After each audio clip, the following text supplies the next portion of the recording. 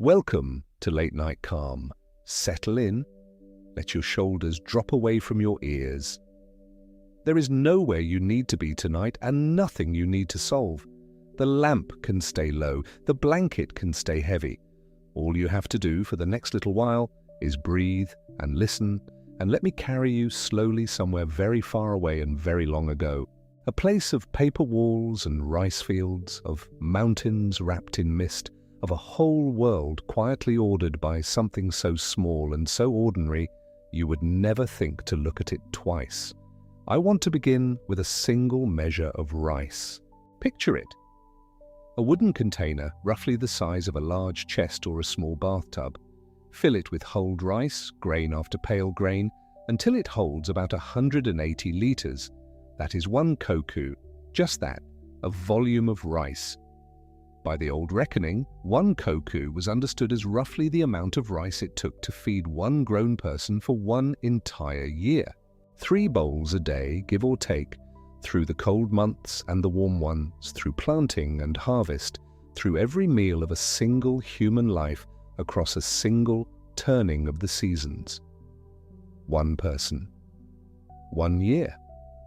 1 koku. It sounds like a kitchen detail, something a cook might know or a granary keeper, and yet in the Japan I am taking you into tonight, this humble measure of grain was the unit that measured almost everything, not just food. A man's rank was measured in koku, a lord's worth was measured in koku. The size of an army a great house could raise, the tax a village owed, the salary a warrior drew, the difference between a minor knight and a mighty prince. All of it counted out in koku of rice, as though the entire civilization had agreed, long ago, to weigh the world not in gold, not in land alone, but in the one thing that kept everyone alive. Hold that quietly in your mind as we go. 1 koku, the rice to feed a person for a year. Because everything I'm about to show you, every rung of this society and every soul standing on it was in the end measured against that little tub of grain. And by the time we reach the end of our journey, that small accounting choice, that decision to count the world in rice, will turn out to have quietly broken the whole thing apart. But that is much later. We have a long, slow way to travel before then. Let me set the time and place gently, so we do not drift. When people say the words feudal Japan, they reach for something that spans many centuries, all blurred together, samurai and emperors and warlords folded into one long golden haze. But the world we are visiting tonight is more particular than that. We are settling into the age of the Tokugawa, the long, quiet, carefully ordered stretch of time that historians call the Edo period. It begins in the year 1603, when the Tokugawa shogunate, the great military government, was established, and it runs for over 2.5 centuries, all the way to 1868. 250 years of peace, more or less. 250 years in which the elaborate machinery I am about to describe was built, codified, and held in place. This is when the rigid order of classes was actually written down and enforced. So when I speak of the farmer and the warrior, the merchant and the lord, picture this long Tokugawa peace, and let the older centuries of war and chaos stay where they belong, far back over the horizon. Now, the order itself. The society we are entering thought of itself as divided into 4 great groups of people. There is even a tidy little phrase for it, a kind of slogan, you could say, in a single breath, shi-no-ko-sho. 4 sounds, 4 divisions, ranked one above the next, like 4 steps of a staircase. Shi, the samurai, the warriors, no, the farmers, the peasants who worked the land. Ko, the artisans, the people who made things with their hands, and Sho, the merchants, the people who bought and sold. Samurai at the top, then farmers, then artisans, then merchants at the very bottom. 4 classes, 4 divisions of the people. But here is the part that should make you tilt your head a little, even now, even half asleep. This ranking was not built on wealth. It was not built on who had the most money or the finest house. It was built on a moral idea, an old idea borrowed long ago from Chinese Confucian thought, about how much each kind of work was believed to contribute to the world. It ranked people by the goodness of their labor, as it were, not by the size of their purse, and by that measure the farmer came second, just below the warrior, above the craftsman, above the merchant. Why? Because the farmer grew the food. The farmer fed everyone. The Confucian way of seeing things held that the person who produced the rice that kept the whole society alive was performing a deeply virtuous, deeply essential labor, and so deserved a high and honored place, second only to the ruling warrior who kept the peace. Think of it like a family that prizes the one who cooks the meals above the one who merely spends the money. The food grower was morally near the top, and the merchant? The merchant came dead last, beneath everyone. Why so low when merchants could be clever and useful and, as we will discover, fabulously rich? Because in this moral accounting the merchant was seen as producing nothing at all. He grew no rice. He forged no blade. He carved no beam. He simply moved things from one place to another and took a profit on the difference. To the Confucian mind, he created no new, good thing in the world. He only skimmed value off the labor of others. And so, however full his storehouse, he was placed at the very bottom of the 4 divisions, below even the humblest craftsman. Sit with that contradiction for a moment, because it is the seed of everything that follows. A whole society decided on principle that the man who grew the food was noble and the man who handled the money was lowly. It was a beautiful idea, in its way. And it was about to run, slowly and disastrously, straight into the hard fact that money does not care what you think of it. The class the system honored most was, by the end, quietly going broke, and the class it despised most was quietly buying up the debts of everyone above it. But that too is a thread for later. Let it hum in the back of your mind. The grain that measured everything. The despised man who got rich anyway. We will come back to both. Before we begin our descent, let me ask you something small and warm, the way I always do. I would love to know where in the world you are listening from tonight. Whether you are somewhere with snow against the window or somewhere with the windows open to a warm night, leave a word in the comments and tell me where you are. It makes this vast, quiet old world feel a little less lonely, knowing we are wandering through it together from so many different places. And if you are new here, if you have only just found this little corner of the night, you are welcome to stay. There are many more slow stories like this one. You only have to settle in. Now let us go down. We will not start at the top, the way most tellings do, marching grandly down from the shogun's castle. No. Tonight we begin at the bottom of the fields in the morning mist with the person whose labor held the entire pyramid up. We begin with the farmer. Imagine you are him. Or her, for the whole household worked the land together, and the work never truly stopped. You wake before the light. The Edo period has rules even about that, as we will see, but truly you wake before the light, because the rice does not wait, and the day is long, and there is always more to do than there are hours to do it in. Your house is small, its frame of wood and its roof of thatch, dark inside, smelling of smoke and damp earth and the straw underfoot. Outside, the paddies lie in flooded terraces, silver in the early light, and somewhere a temple bell may sound across the valley, low and slow, the way the whole of this world seems to move. You are a farmer. By the official order of things, you stand second from the top of all society, honored above the craftsman, honored above the merchant, second only to the sword-bearing warrior. and yet your life is one of relentless labor and very little of the comfort that rank might suggest. Because honor, it turns out, does not fill a stomach. The honor was a kind of decoration the system hung on you. The reality was the rice tax. This is the heart of the farmer's life, so let me lay it down slowly. The land tax was called the nengu, and it was not paid in coins, it was paid in rice. Of course it was paid in rice. We are in a world measured in koku, and the farmer was the one person who actually held the rice in his hands. So when the harvest came in, when the grain was cut and dried and threshed, a portion of it, a very large portion of it, was carried away to the Lord. How large? The figures people repeat most often are stark. One common arrangement was called shiko-rokumin, which we might render plainly as 4 parts to the Lord, 6 parts to the people.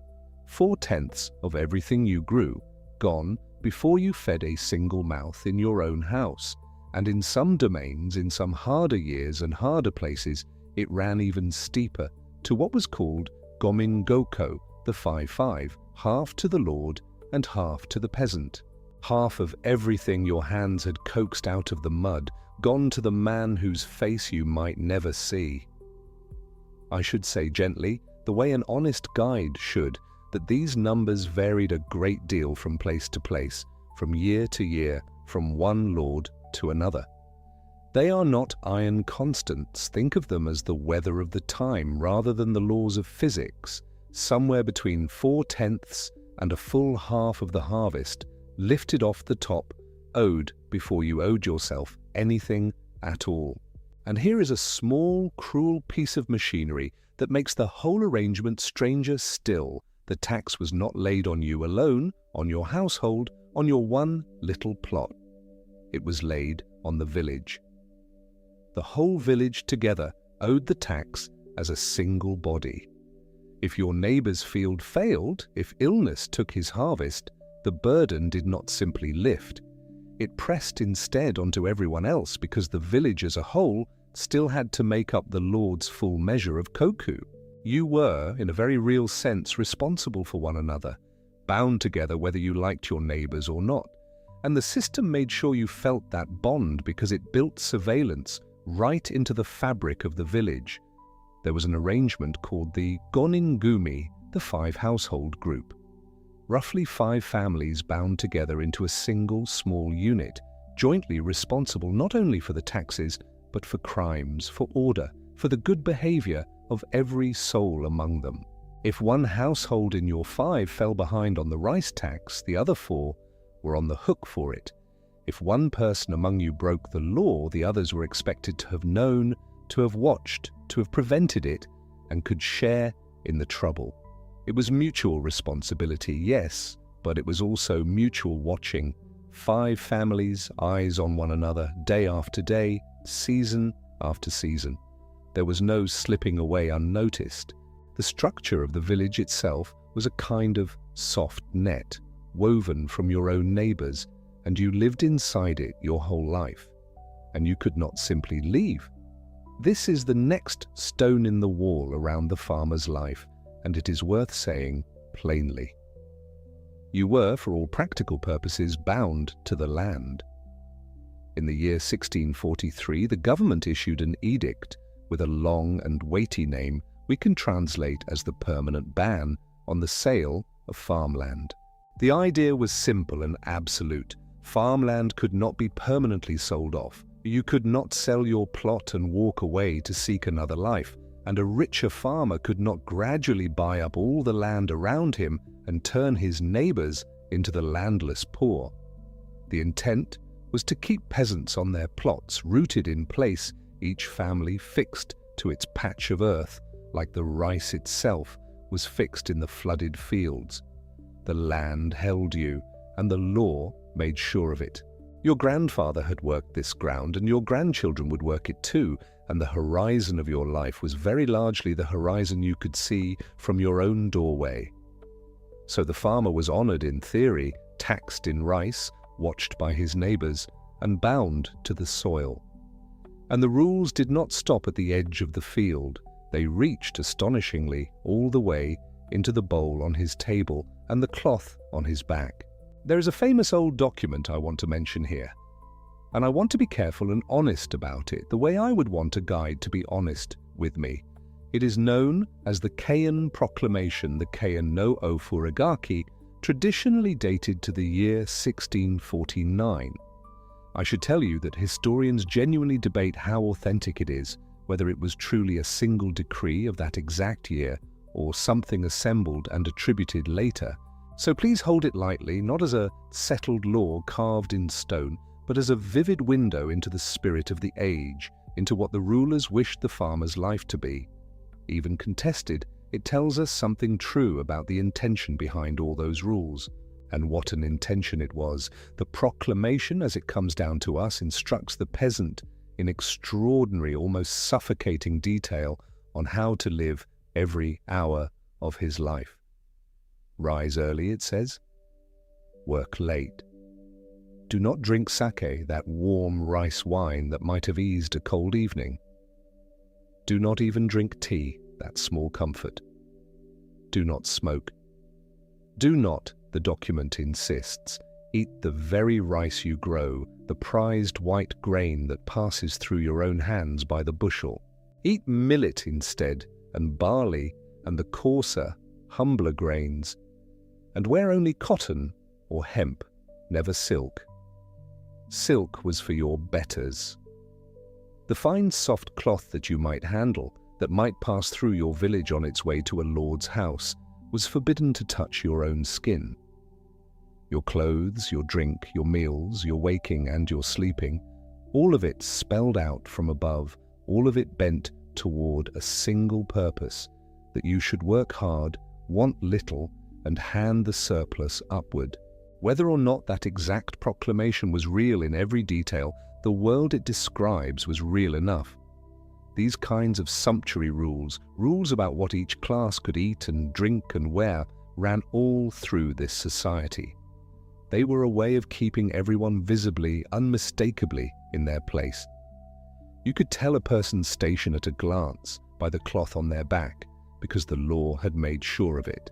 And now we arrive at the quiet injustice that I want you to carry with you as you drift, the open thread that will hum beneath everything else we explore tonight. The farmer grew the rice. The farmer grew the prized, beautiful white grain that measured the entire civilization, the grain that counted out a lord's worth and a warrior's wage and the size of an army. The farmer's labor was the very foundation of the koku, the thing the whole pyramid was built from. He stood by the official moral order, second from the very top, honored above almost everyone, precisely because he produced the food that kept all the rest alive, and he rarely got to eat it. Think of that. The good rice, the fine white rice, went to the tax, carried away to the lord's granary. Much of what remained went to the market, sold for the few coins a peasant household needed for the things it could not grow. And the family itself, the people whose hands had planted each seedling in the cold spring mud and bent over the paddy through the long, wet summer and cut and bound the sheaves in autumn, that family sat down at the end of the day to bowls of millet, of barley, of whatever coarse grain it could keep, mixed with what little rice was left over after everyone above had taken their share. The producer of the prestige grain was the one who did not eat it. The person whose entire life was rice subsisted on everything but. Let that sit with you in the quiet. The grain that measured everything could not be eaten by the people who grew it. It is one of those small, sharp facts that opens a door onto the whole strange machine of this world. And we will walk back through that door more than once before the night is out. Because in time, we will reach the people who did get rich off that rice, who traded it and lent against it and built fortunes on the back of the farmer's bent and aching labor. And the distance between the man in the muddy paddy, eating his bowl of millet, and the man in the city counting his coins is the distance that this whole society pretended did not exist. But there is no hurry. The mist still lies on the terraced fields. The temple bell still sounds low and slow across the valley. The farmer rises before the light and bends to his endless work, honored in name and weary in body, bound to his plot of earth by law and by tax and by the watchful eyes of his 5 neighbor households, eating his millet, handing up his rice. And above him, just one rung up that long staircase, there waited another whole world of people, the ones who made things rather than grew them. The smiths and the carpenters, the lacquerers and the potters and the papermakers, the hands that shaped the swords and the houses and all the beautiful objects of this age. We will climb to them next, in just a little while, and find among them a curious thing, a craftsman so gifted that his honor broke clean through the ceiling of his class. But not yet. For now, simply rest here in the fields a moment longer, in the grey and silver light of the early morning, with the water standing quiet in the paddies and the whole vast rice-measured world still sleeping around you. There is nothing you need to carry from here, only the small picture of one koku of rice, and the farmer who grew it and could not eat it, held gently in your mind, like a stone warmed in the hand. Breathe slow. Let the bell fade. Let the fields blur. We have so much further to wander, and all the night to do it in. I need to flag a structural issue before continuing. The text I'm asked to continue from has already moved well past this part's assigned beats. My continuation slot is supposed to cover the koku unit, the 4-division order, the geobate subscribe, and the peasant farmer's life. But the written so far text has already finished the farmer and is explicitly transitioning up to the artisans. We will climb to them next. Writing the assigned beats now would mean reintroducing the koku and the farmer the narration just closed out, which the instructions forbid, no repetition, end mid-arc within this part. So continuing faithfully would either A. repeat already delivered material, or B. push forward into Part 2's artisan beats, which this slot isn't meant to cover. Either way, the seam is broken. Quick options. Tell me which you'd prefer. 1. Reseed. Part 1 cleanly. I write the full 1646 word koku, 4-class, geobate, peasant farmer descent as a self-contained opening block, and you discard the mismatched so far text. Best if that text was a placeholder. 2. Bridge forward into the artisan level. I continue from where the text actually stands, climbing to the smiths, carpenters, accepting that this overruns into Part 2's beats. Best if the so far text is final and you just need momentum. 3. Fill a gap mid-farmer. If you can point me to an earlier cut point inside the farmer section, before the we will climb to them next close, I'll write 1,146 words that slot in there and still end mid-arc on the farmer. I don't want to silently produce repetition or topic drift and hand you a script with a visible seam. Which of these fits what you actually need? The artisan occupied a curious middle place in the world the Tokugawa order had built. Not at the bottom, but certainly not near the top, and carrying with him a kind of dignity that the system acknowledged in theory, while doing relatively little to reward in practice. He made things. That was the core of his Confucian ranking, the simple reason he stood above the merchant on the formal ladder. He took raw material, iron ore, raw timber, mulberry bark, clay, silk thread, and transformed it into something that had not existed before. The merchant merely moved goods from one hand to another, profiting from the gap between where something was plentiful and where it was scarce. The artisan actually created. In the moral accounting borrowed from Chinese thought and applied to every workshop, every studio, every smithy and dyer's yard in the islands, creation mattered. It ranked you. It placed you on the ladder at the third rung, behind the farmer who fed the nation and behind the warrior who protected it, but ahead of the man who simply sold. Think of the artisan's world as something like a guild system, though the Japanese form was its own creature. Workshops clustering by trade in particular streets and neighborhoods, crafts passing from father to son, knowledge held close and transmitted through years of apprenticeship that could begin in childhood. A boy of 8 or 9 might enter a carpenter's workshop and spend the next decade learning which way the grain ran in each species of wood before he was trusted to make a single finished joint on his own. A lacquer apprentice might spend 2 years doing nothing but preparing the wooden base, understanding how the grain breathed and moved with humidity before he ever touched the lacquer itself. This was not inefficiency, it was the deep logic of craft knowledge, the understanding that the hand learns things the mind cannot be told, that mastery is accumulated slowly across years of repetition, so near identical that the differences between one attempt and the next become visible only to the person who has already made 10,000, and the products of that mastery were everywhere. The paper that wrapped a merchant's goods and filled a daimyo's correspondence, washi, handmade paper of mulberry and Mitsumata fiber, came from the papermaker's careful hands.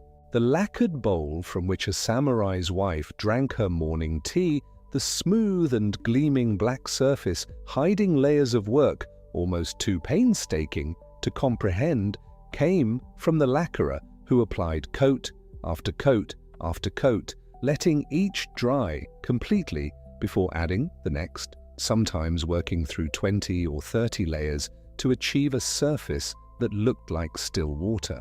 The dyed fabrics that colored the merchant's robe and the court lady's layered kimono came from the dyer who understood indigo and safflower the way a musician understands an instrument, not intellectually, but in the body, in the fingertips, in the nose that could smell when a dye vat was ready. Somewhere near the top of this world, and near the edge of where the category artisan started to strain under the weight of prestige it was being asked to contain, stood the swordsmith. He was, in the formal accounting, a maker. Third rung, below the warrior who would use the blade, below the farmer who grew the rice that fed them both. But the reality of how a great swordsmith lived and was treated in Tokugawa Japan did not quite match that accounting, and the gap between the formal category and the lived experience is one of those places where the 4-division order reveals its seams. The blade itself, the Japanese sword, the katana, was not simply a weapon in the culture that surrounded it. It was understood as a kind of living thing, an object with a spirit, an extension of the warrior's identity so intimate that the relationship between a samurai and his sword was spoken of in terms that sounded less like tool and more like companion. The making of such a thing was therefore not merely technical work, it was something closer to sacred work, and the great smiths were treated accordingly. A master swordsmith of the highest order could receive an honorific title, a formal recognition granted by a lord or sometimes by the imperial court itself that acknowledged his work as something beyond ordinary craft. He might be patronized directly by a daimyo, called to a domain's castle town to work under the lord's protection and produce blades that would carry the domain's name. The line between artisan and honored specialist blurred at the top of the swordsmith's world, and blurred so thoroughly that the formal ranking started to feel less like a description of reality and more like a polite convention everyone understood, and no one took quite literally. This did not mean the swordsmith was wealthy in the way a great merchant was wealthy. He was not accumulating capital, not building a commercial network, not writing letters of credit or trading warehouse warrants. He was making one blade at a time, a thing that took weeks of concentrated effort. The selection and folding and refolding of the tamahagane steel, the differential quench that gave the blade its characteristic curve and its famous layered grain, the slow grinding and polishing that could take longer than the forging itself. The economics of the craft were the economics of extreme skill meeting limited output, and while a great smith's work commanded extraordinary prices, it was a world utterly different from the merchant's world of volume and circulation and profit compounding on itself through the movement of goods. Below the level of the master smith, the artisan's life was more ordinary in its textures and more constrained in its rewards. The carpenter who built the merchant's warehouse and the samurai's residence, the tatami maker who wove the rush grass mats that covered every floor in the country, measuring rooms in units of tatami so universal that the mat itself became a unit of space, the potter who produced the everyday dishes and the extraordinary tea ceremony pieces that a wealthy collector might value as highly as a domain valued a koku of rice. These craftspeople lived and worked in the cities, in Edo, in Osaka, in Kyoto, and the city gave them something the countryside did not: density, variety, the proximity of other trades, the constant movement of goods and money that meant there was always work to be found. But the city also gave them something less welcome. It gave them the nagaya. The word means simply long house, and the name is accurate. The nagaya was a row of attached single-story or sometimes two-story rooms, each room barely the size of a modern studio apartment, running in a line along a narrow alley in the back streets of an Edo period city. This was where most artisans and merchants of modest means lived, packed into the chonin quarters, the townsmen's districts that filled the space between the samurai's orderly residential areas and the commercial streets. A family of 4 or 5 might occupy a space of perhaps 9 to 18 square meters, a room for sleeping, a small raised area where cooking could happen, almost no storage, and walls thin enough that you could hear the neighbor's conversation without trying. The well was shared. Sometimes one well served an entire row of nagaya, 10 families, 15 families, drawing water in turns through the morning. The toilet, too, was shared, a communal outhouse at the end of the alley, serving everyone in the row.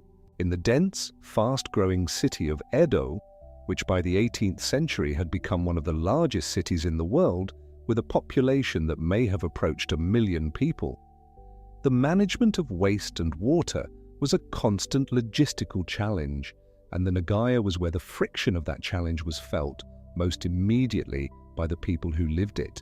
There was warmth in this too, the closeness of it. The children of one family watched over by the eyes of all the others. A neighbor with knowledge of a particular herb or remedy called when someone fell ill. News and gossip traveling the length of an alley in minutes. The nagaya was not a comfortable place to live, but it was not a lonely one, and the people who lived there built community out of proximity in the way people always have when proximity is what they have. And yet, the artisan who spent his days making beautiful things, the lacquerer whose bowls a daimyo's household would use, the weaver whose cloth would wrap the body of a merchant far wealthier than himself, came home at evening to that narrow room and that shared well and that communal outhouse, and understood that the labor of his hands, however skillful, however admired, had placed him in this particular geography of the city and not in the samurai district's wider streets, not in the merchant's more comfortable townhouse. He ranked above the merchant in Confucian theory. He did not always live above him in Confucian practice. And now we arrive at the merchant, at the show, the bottom of the 4-division ladder, the man the entire system was designed to look down on, and the man who, in the world the Tokugawa peace had slowly built across its 2.5 centuries, had become something the system had never intended, and could not quite account for. The merchant had become rich, in many cases richer than the people who looked down on him. In some cases, richer than the people who ruled him. And the mechanism by which this happened is the same mechanism that ran quietly beneath every other level of the hierarchy, the same thread we have been following since the very beginning. Rice. The system measured everything in rice. It paid samurai in rice, it taxed peasants in rice, it assessed domain wealth in rice, and when the economy began to fill in around that rice-measured skeleton, when cities grew, when trade routes extended, when the long Tokugawa peace created the conditions for commerce to flourish and for people to want things beyond subsistence, the economy did not stay a rice economy. It became a money economy. And the merchant, the man the system had placed at the bottom precisely because he was the one who moved things for profit, was the man who understood money. Consider what the merchant actually did in structural terms. He stood at the intersection of surplus and scarcity. In a domain where the rice harvest had been good, the samurai and the daimyo who collected their income in rice needed to convert that rice into cash, into the gold and silver and copper coin that paid for all the things rice itself could not directly buy. Silk robes, lacquered furniture, construction materials, the services of craftsmen, the pleasures of the city. The merchant was the one who made that conversion. He bought the rice, stored it, sold it where and when the price was right, and kept the difference. And as the economy grew more complex, as the cities grew larger, and the demand for goods from one region in another region increased, the merchant's role expanded with it.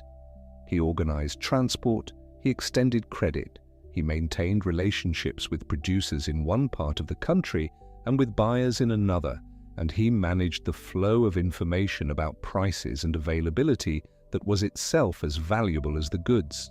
He was, in functional terms, building something that looked increasingly like a financial system, even in a world that officially organized itself around rice and swords. The Mitsui family understood this early and built on that understanding something that would outlast the entire social order it was embedded in. Their Echigoya dry goods store, founded in the 1670s in Edo, operated on a principle that sounds simple, but was in fact revolutionary for its time and place. Fixed cash prices, clearly posted, no negotiation. In a world where the price of almost everything was the result of individual bargaining between buyer and seller, where the final cost of a bolt of cloth depended on who you were and how well you could argue, and whether the seller judged you capable of paying more, the Echigoya announced its prices and held to them. You paid the posted price. Everyone paid the same posted price.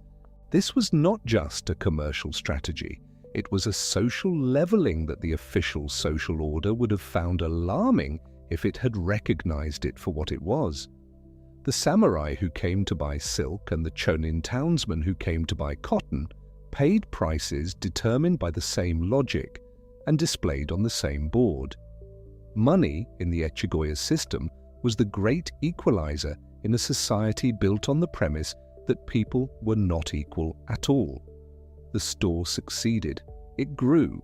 The Mitsui family grew with it and went on to build a commercial empire that extended into money changing, into lending, into the management of other people's finances on a scale that made the formal class distinctions feel increasingly like decorations on the outside of a building whose interior had been thoroughly rearranged. But it was to the west, in Osaka, that the rice economy produced its most extraordinary paradox, a thing so sophisticated, so ahead of its formal context, that it is still cited in the history of global finance as a genuine first. Osaka was called Tenka no Daidokoro, the nation's kitchen, and the name was earned. The city was the great clearinghouse of the Japanese rice trade, the place where rice from domains across the country converged and was traded and assessed and priced.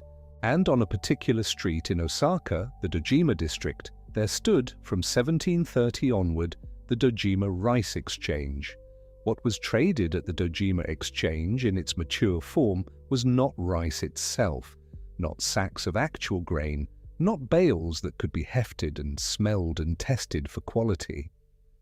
What was traded was paper, specifically warehouse warrants, written documents representing a claim on a specific quantity of rice stored in a specific warehouse, rice that might or might not actually have been harvested yet, rice that might be spoken for months or even a year in advance of its actual arrival. A merchant holding a warehouse warrant held a promise that a certain amount of rice would be there when he went to collect it, and those promises, those paper claims on future grain, could themselves be bought and sold. This is a futures market. The name comes from the idea of trading not in what exists now, but in what will exist in the future, in the anticipated value of a thing that has not yet fully materialized. The theory is simple. If you know you will need rice in 4 months, and you fear the price will rise before then, you can buy a contract now at today's price and be guaranteed delivery later. If you are a rice seller who fears the price will fall before your harvest comes in, you can sell a contract now at the current price and lock in your revenue. Both parties trade uncertainty for predictability, and in between them stands the merchant willing to speculate on which direction prices will move. What makes the Dojima Rice Exchange remarkable in the world's financial history is that this system was operating in Osaka, in what Western observers of the period often imagined as a rigidly traditional, commercially backward society, at a time when organized futures markets of this kind were not yet established in Europe. The instruments existed before the formal markets that would later codify and spread them. The need that drives financial innovation, or the need to manage risk across time, to trade certainty today for a price that might seem better than what tomorrow holds, is a human need that does not wait for a particular cultural or institutional context. The merchants of Osaka found it and acted on it in a building on the Dojima Canal, in the middle of a society that officially ranked them beneath the farmers and the swordsmiths. The money that flowed through all of this, through the Echigoya's fixed-price counters and the Dojima's warehouse warrants and the merchant houses that lent silver to daimyo who could not make their Edo expenses on rice stipends alone, was itself complicated in a way that created its own industry of expertise. Tokugawa Japan did not have a single national currency. It had 3 running simultaneously, each with its own geography and its own logic. In the east, in Edo and the Kanto region, gold was the standard. Gold coins called koban, oval and flat, and stamped with the Tokugawa seal, were the currency of prestige transactions and official payments in the shogun's capital. In the west, in Osaka and Kyoto and the great commercial centers of the Kansai region, silver was dominant, but silver that was measured not in minted coins of fixed denomination, but by weight in units called monmei on scales. A transaction in Osaka silver might involve bringing actual pieces of silver to a scale and having them weighed in front of the other party, arriving at a price through measurement rather than counting. And running beneath both of these across the whole country and into every corner of daily life was copper. The moncoin, small and with a square hole through the center so it could be strung on a cord, bundled in strings of 1,000. The coin that bought a bowl of noodles or a bunch of vegetables at the market, the everyday money of people who never handled gold. These 3 currencies did not trade at fixed rates with each other. The exchange rate between gold and silver and between silver and copper floated. It moved with supply and demand, with the shogunate's decisions about minting, with regional availability, with the season and the direction of trade flows. And this created a profession. The ryoge were money changers, and in a country where nearly every significant commercial transaction required converting between currency types, where a merchant in Edo receiving payment in gold needed to send silver to Osaka, or where a daimyo's rice stipend assessed in koku needed to become actual coin to pay the bills of his Edo residence, the ryoge were indispensable. They sat at their exchange counters surrounded by scales and stacks of coin and records of the day's rates, and they grew rich on the difference between the rate at which they bought and the rate at which they sold. They were, in everything but name, the early bankers of the Tokugawa world, and some of the great ryogi houses accumulated wealth that dwarfed what most samurai could imagine. The merchant, then, was at the bottom of the hierarchy and at the center of the economy, a contradiction the system sustained through one particular mechanism. It refused to let him convert his wealth into the only thing the hierarchy officially recognized as worth having. He could not become a samurai, he could not hold a hand domain, he could not carry 2 swords. He could not, by law, simply purchase his way into the class that ran things, because the class that ran things was defined by birth and by the rice-measured web of obligation and service that connected every samurai to his lord and every lord to the shogun, a web that could not be entered from outside simply by offering money. The merchant, confronted with wealth he could not convert to rank, made a reasonable decision. He converted it to everything else instead. The chonin, the townspeople, the merchants and artisans of the great cities built a culture. Not the high, austere culture of the samurai, with its brush paintings of ink-wash mountains and its spare tea ceremonies calibrated to express refined restraint. The chonin built something louder and more colorful and more openly delighted in the pleasures of being alive, and they had the money to build it well. Kabuki theater, which had begun in the early 17th century as something wilder and more transgressive than its later form, grew into one of the defining art forms of the period, patronized above all by the townsmen who filled the cheaper galleries and who supported the actors who became, in their own way, a kind of celebrity beyond class, known by stage name and recognizable face across the cities.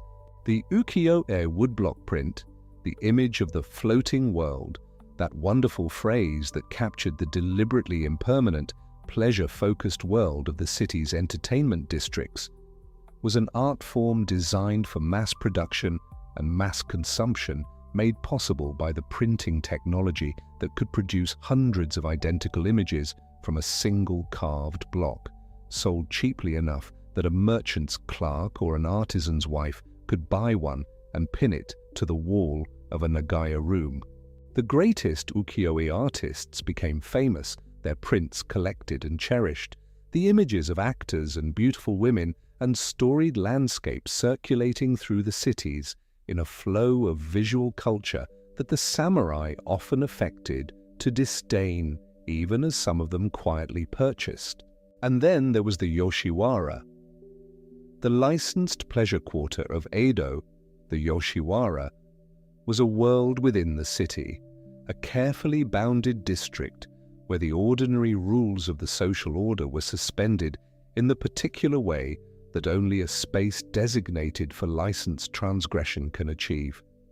Here, a wealthy merchant could receive a degree of deference and service that his class officially did not deserve. Here, money was the coin of welcome in a way it was not in the samurai's formal world.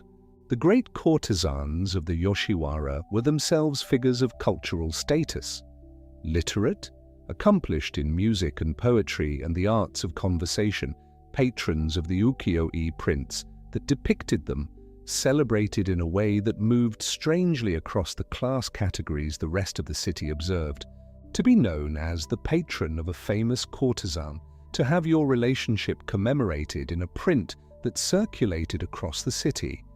This was a form of social prestige, even if it was not the form that the official hierarchy recognized. The chonin spent on all of it. They spent because they could not rank their way up, and spending was what they had.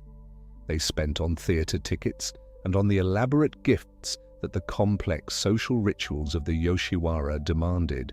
They spent on ukiyo-e prints and on lacquered boxes and on the particular foods, fresh fish from the morning markets, broths of extraordinary refinement, sweets made with the refined sugar that was expensive enough to be a luxury, that the prosperous city could produce and that the prosperous townsman could afford to eat. They built restaurants and tea houses and bath houses that served just their bodily function, but a social one, places where the townspeople gathered, where news was exchanged and deals were made, and the elaborate, unofficial social life of the city was conducted outside the formal webs of obligation and hierarchy that structured everything else. What they were doing, though no one quite described it this way at the time, was building a parallel economy of status. The official status economy was rice and swords and domain assessments and the careful accounting of who owed what to whom in the language of koku. The parallel status economy was pleasure and taste and cultural knowledge and the ability to recognize quality in a kabuki performance or a ukiyo-e print or a tea ceremony bowl. An economy where what you knew and what you could afford to experience was the coin, and where the merchant, who had more of that coin than almost anyone, could occupy a position of genuine social weight even in a system that officially looked down on him from the third rung above. The samurai watched this with something between contempt and envy. The contempt was real. The merchant's wealth was, in the samurai's moral framework, a kind of moral failure made visible, a proof that the man had organized his life around profit rather than duty, that he had chosen the wrong values and been rewarded for it by a world too crude to know the difference. But the envy was real too, because the samurai's stipend was fixed in rice, and the price of the things he needed, the silk robes that his rank required him to wear, the equipment and maintenance his status demanded, the gifts and ceremonies and obligations of a warrior administrator's life, those prices moved with the money economy, and the money economy was moving steadily in one direction. This was the inversion the system was building toward, quietly, across the generations of the Tokugawa peace, beneath the calm surface of a social order that looked, from its own formal perspective, stable and permanent and righteous. The farmer who grew the rice ate millet. The merchant, who was ranked below the farmer, bought the kabuki theater and lent money to the domain that taxed the farmer.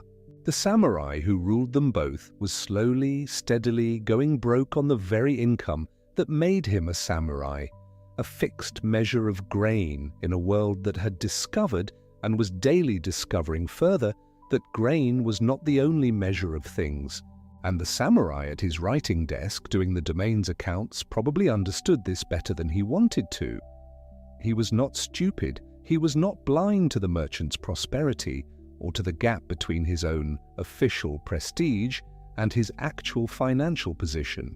He was caught, as people in the middle of a structural contradiction usually are, between the identity he had been given, warrior, administrator, bearer of the two swords, man of duty and restraint, and the material conditions that identity now required him to maintain without the material resources to maintain it. Some samurai took second jobs quietly and against the grain of their official dignity, doing piecework for merchants or performing services for commoners, careful not to let the wrong people know. Some borrowed heavily from the merchant houses whose wealth they officially despised and went deeper into debt with each year that the fixed rice stipend fell a little further behind the rising cost of living. This is where the samurai stood as we approach his level of the hierarchy, not at its confident peak, the sword raised and the prestige undeniable, but at a complicated middle, still ruling, still carrying the swords, still the class before whom the ordinary person of the city was expected to show deference. And slowly, in the quiet arithmetic of a rice stipend measured against a cash economy, losing ground. And yet the swords remained. That is the detail to hold on to as you settle into this level of the world. Whatever else had changed, the peace, the ledgers, the debt to the merchant houses, the two swords remained. The daisho, the paired long and short blade worn at the left hip, was not merely a weapon. In the world of Tokugawa Japan, it was the most visible, most legally enforced marker of a man's place in the order of things. No one below the samurai class could carry it. Not the artisan, however skilled. Not the merchant, however wealthy. Not the most prosperous rice trader in all of Osaka, sitting on a fortune in warehouse warrants at the Dojima exchange. The daisho was the line drawn in the air between the samurai and every other human being he passed on the street, and it was a line the law maintained with considerable seriousness. To understand what this meant in daily life, imagine walking through one of the great Edo period cities, the press of bodies in a market district, the smell of charcoal and timber, and the river, the noise of 1,000 small transactions occurring at once, and being able to tell at a glance, before a single word was exchanged, who sat where in the arrangement of things. The swords told you. The samurai did not need to announce himself. The law had already announced him. And in a world where perhaps only 5 people, in every 100 perhaps 6 or 7 at most, were samurai, where the ruling class was this small a fraction of the total population, that visible distinction carried an enormous weight. It was the physical notation of the hierarchy worn on the body, impossible to misread. But here is what the swords could not tell you, and what the armored image of the warrior class cannot quite prepare you for. By the time we are speaking of, the long, settled, largely peaceable years of Tokugawa rule, the era that ran from 1603 onward through more than 2 centuries of centralized government, the samurai was, in the overwhelming majority of cases, not fighting anyone. There were no great wars. The Tokugawa peace had settled like a long, slow snowfall over the islands, and the men who carried the weapons of a warrior class found themselves occupying an administration. They kept records, they managed domain finances, they arbitrated disputes, they drafted regulations and correspondence, they sat at writing desks and did the precise kind of accounting that had revealed with uncomfortable clarity just how far the fixed rice stipend had fallen behind the cost of living. This is not a small thing to reckon with. A man trained from boyhood in the traditions of a warrior, shaped by the stories and the expectations of a class whose identity was rooted in arms and service and readiness, and then placed, year after year, in a clerical role with no battlefield to justify the training and no enemy to face. The long Tokugawa peace was, by almost every measure, a gift to the population at large. Villages did not burn. Armies did not march through the rice fields at harvest time. Families were not scattered by the passage of war. But for the class whose entire reason for existing had been defined by war, it created a peculiar kind of dislocation. The samurai remained in the hierarchy's highest position among the 4 divisions. The warrior identity remained in the stories they told themselves, in the ethics they elaborated with increasing care and system during the very years when there was least occasion to test them.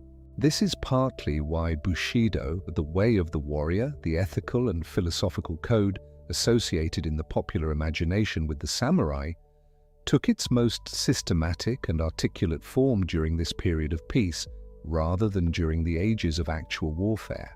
The famous articulations of what a warrior should be, how he should think about loyalty and death and duty and restraint, were written down and elaborated and refined during the Tokugawa years, when the men who wrote them were doing the domain's accounts and managing the protocols of the daimyo's procession and settling arguments over water rights.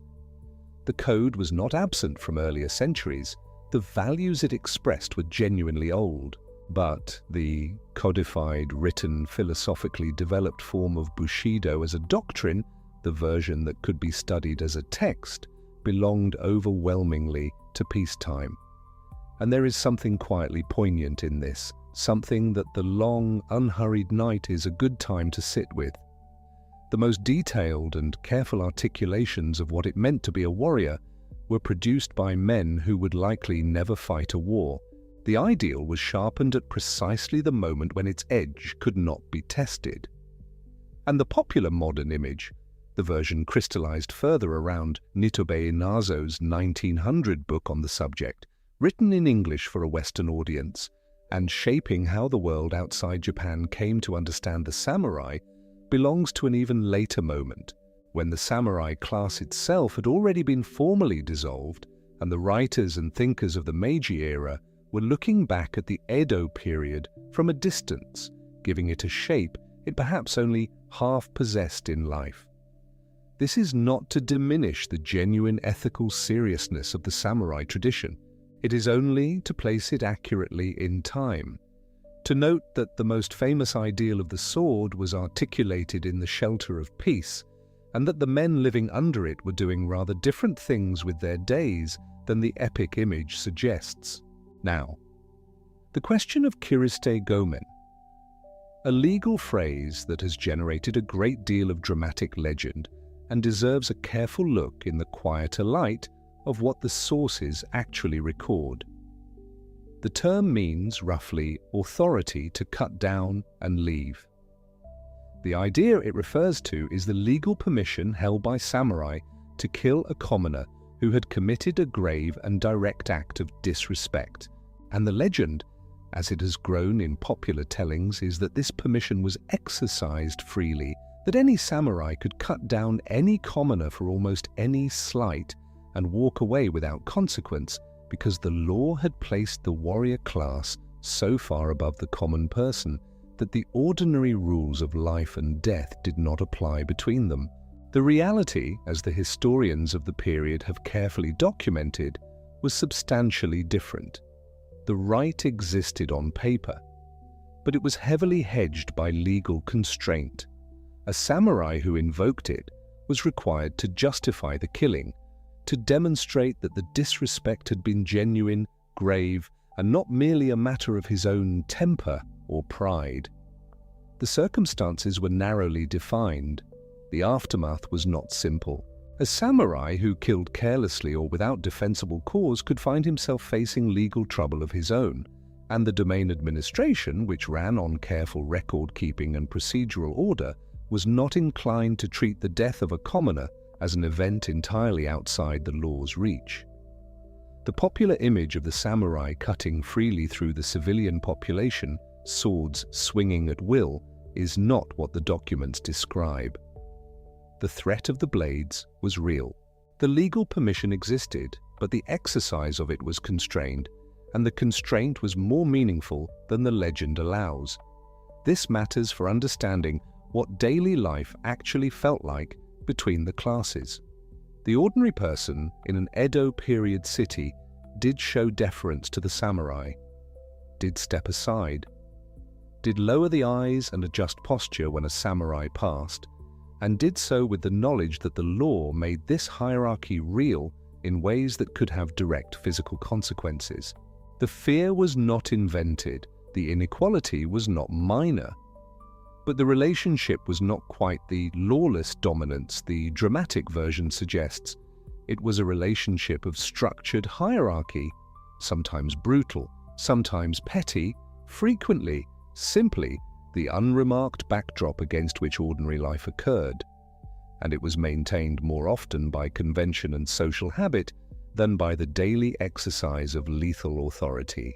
This, then, is what you would have inhabited at the samurai level, the swords on your hip which no one else could carry, the identity as a member of the ruling class built from stories of warriors and sustained by the long elaboration of peacetime ethics.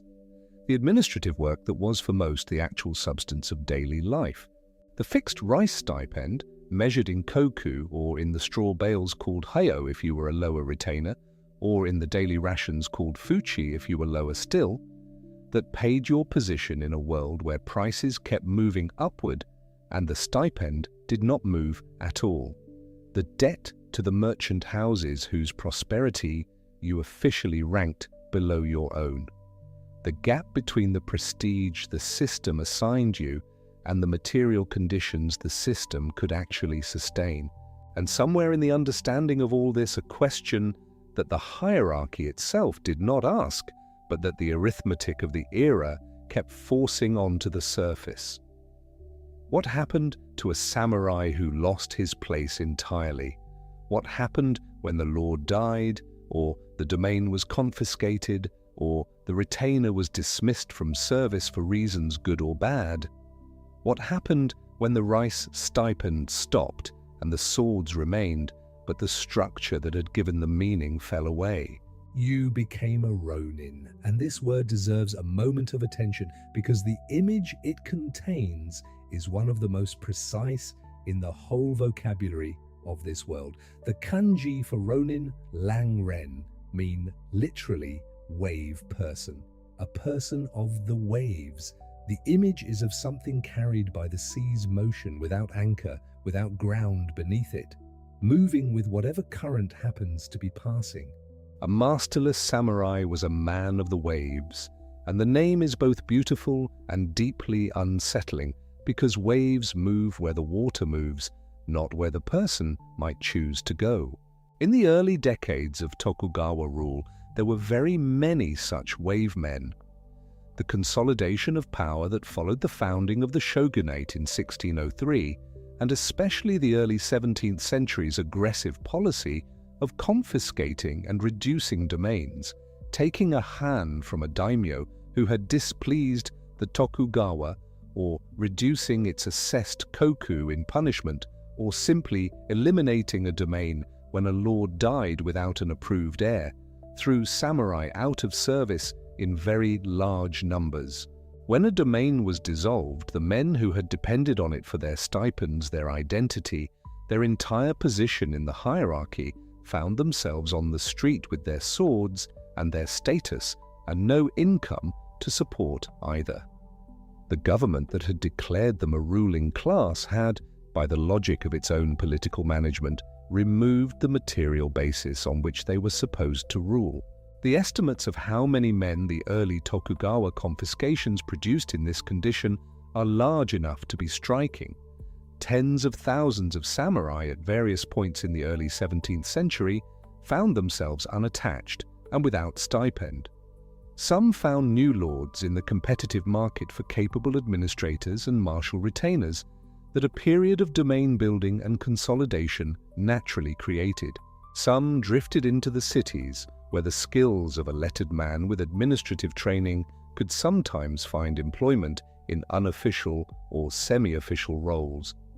Some became teachers, some became doctors, some sank more quietly into poverty, and some gathered around the dissatisfaction that a large population of trained, armed, prestige-conscious men with no income and no formal place in the structure will tend to generate, and thought about what the sword was still good for.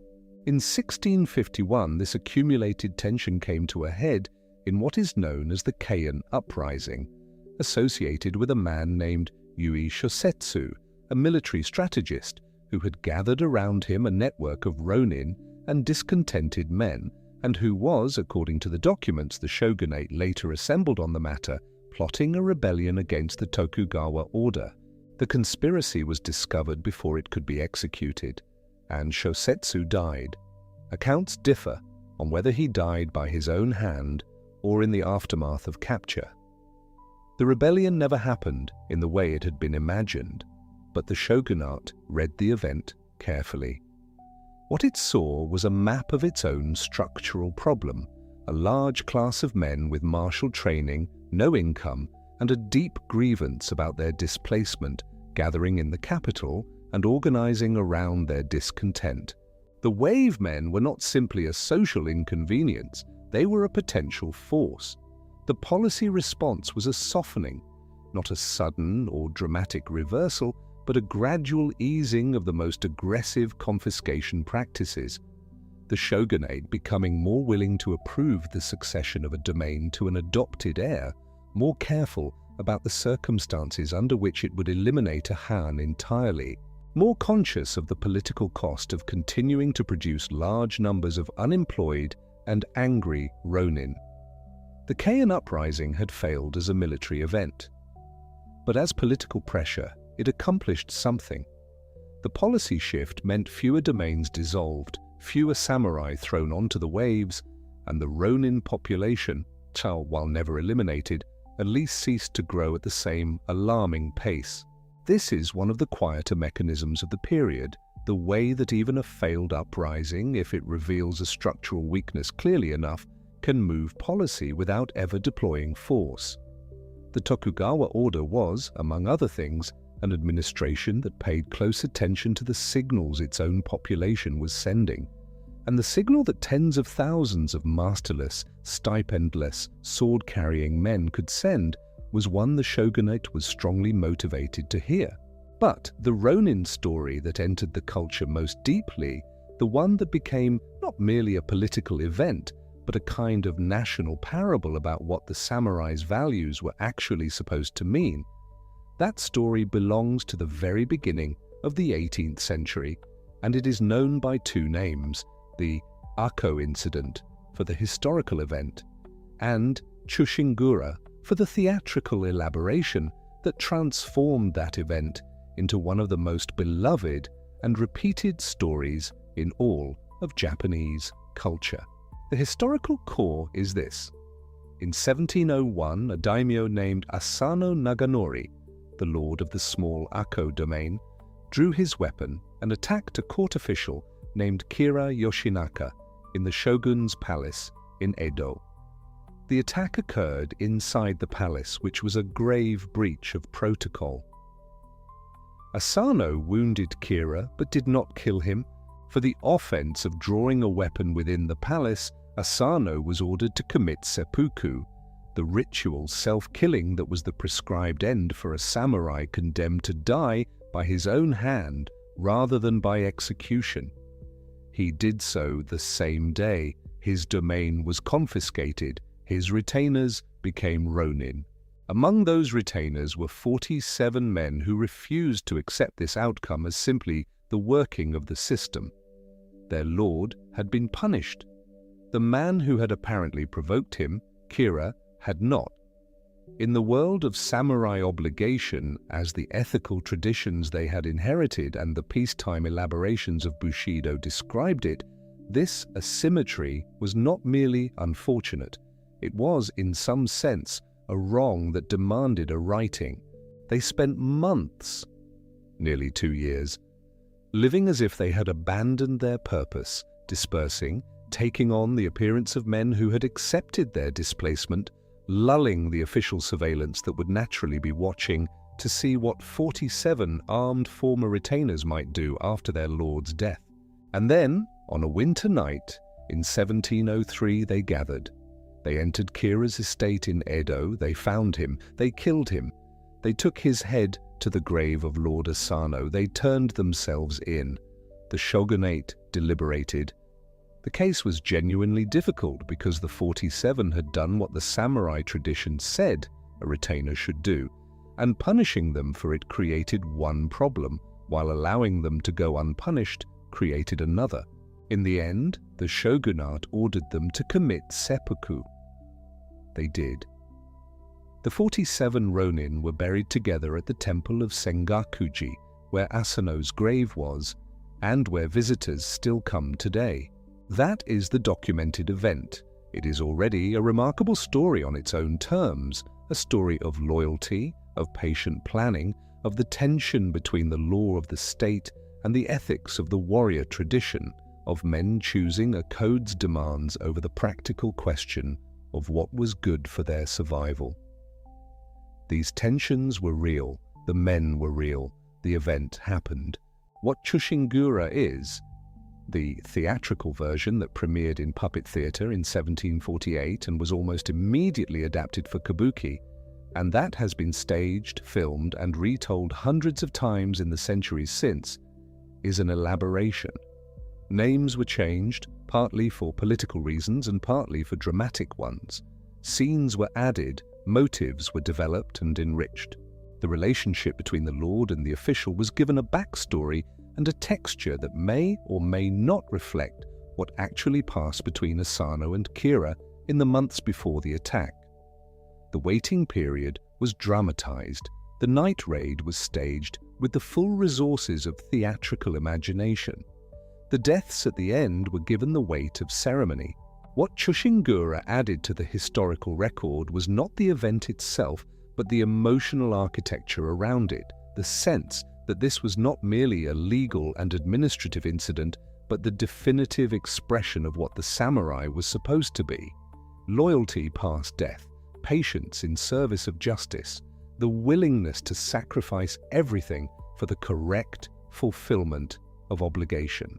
The 47 became, in the theatrical tradition, the mirror in which the Edo period chose to see the samurai ideal, which is both a tribute to the historical men and, in the way of all mirrors, a slight distortion of them.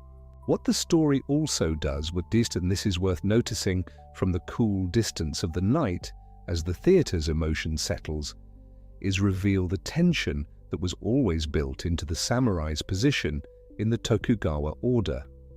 The 47 did what they did precisely because they were ronin. They had no lord to answer to, no domain to protect, no current stipend to lose. They were already on the waves, and in that condition of having nothing, they found a kind of freedom. The freedom to do what the tradition said should be done without the institutional constraints that bind a man still inside the system. The ronin, the wave man, the figure the hierarchy had technically cast out. He was the one who could act where the man, safely inside the structure, could not. There is a particular and somewhat subversive implication in this which the culture absorbed and repeated endlessly without always naming directly. The masterless samurai, the man the system had failed, was also the man who could most fully embody the system's highest values. The wave, which belongs nowhere, can sometimes go where the anchored vessel cannot.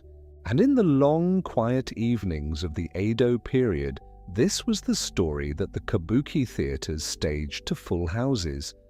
The chonin townsmen who sat in the audience, the merchants and artisans officially ranked below the samurai, the people, the swords at the samurai's hip, were in part designed to remind of their own lesser standing.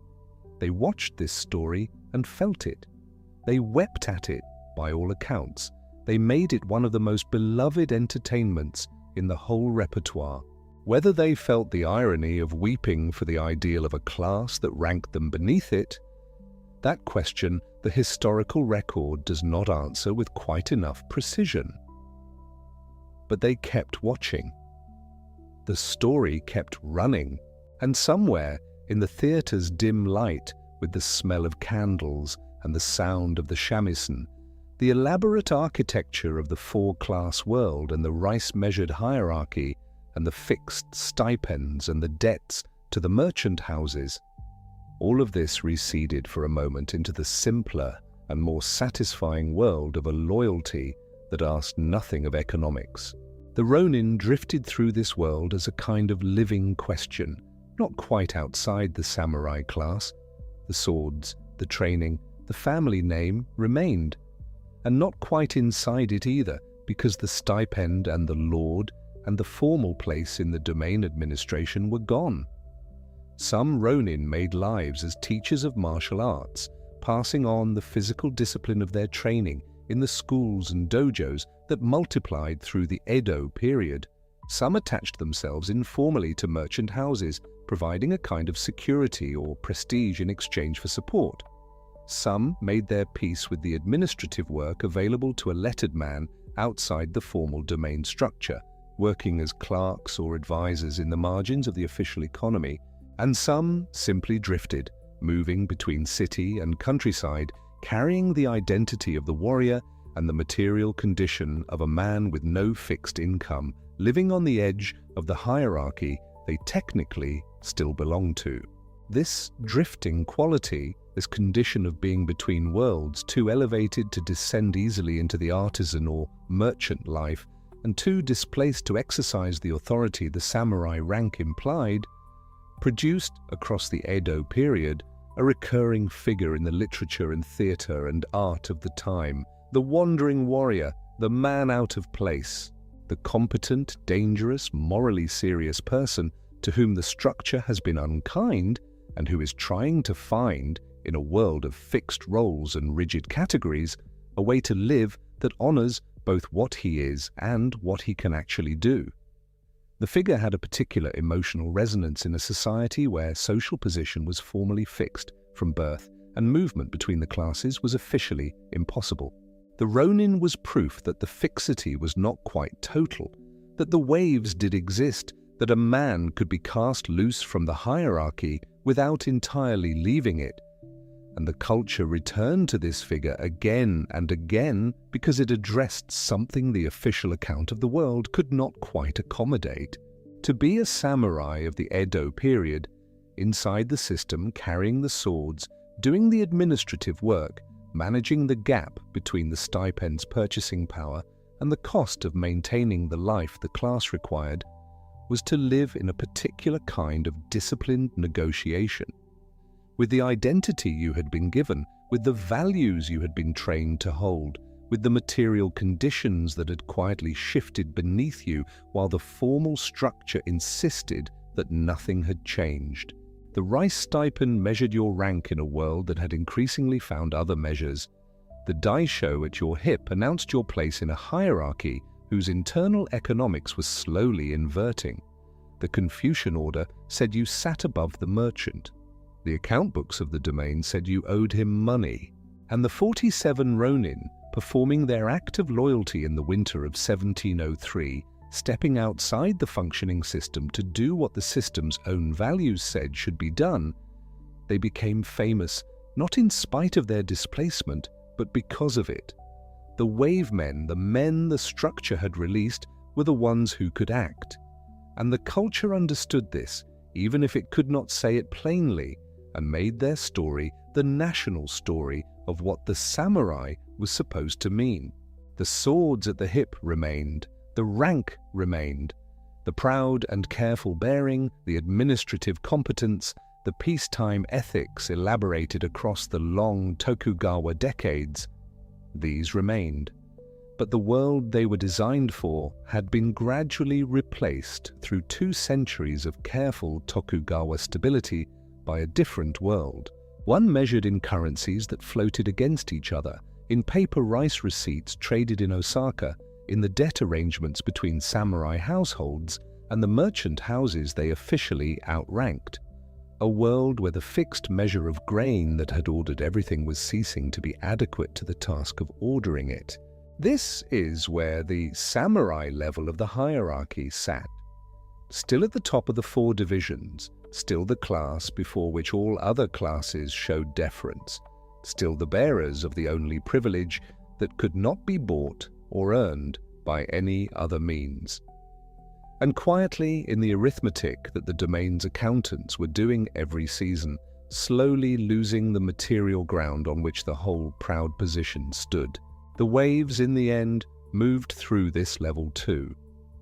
They moved through everything, and the question of what kept the structure standing, and what eventually was enough to make it fall, waits just a little further into the night. And so we arrive, at last, at the highest levels of the structure. The place where the measurements grow largest, where the koku figures run not into the hundreds, but into the hundreds of thousands, and where the political architecture of 2.5 centuries reveals its most elegant and most unsettling design. To be a daimyo was to be, by any ordinary measure, among the most powerful men alive. The word itself, daimyo daming, means roughly a great name. And the name was great in every sense the Edo world recognized.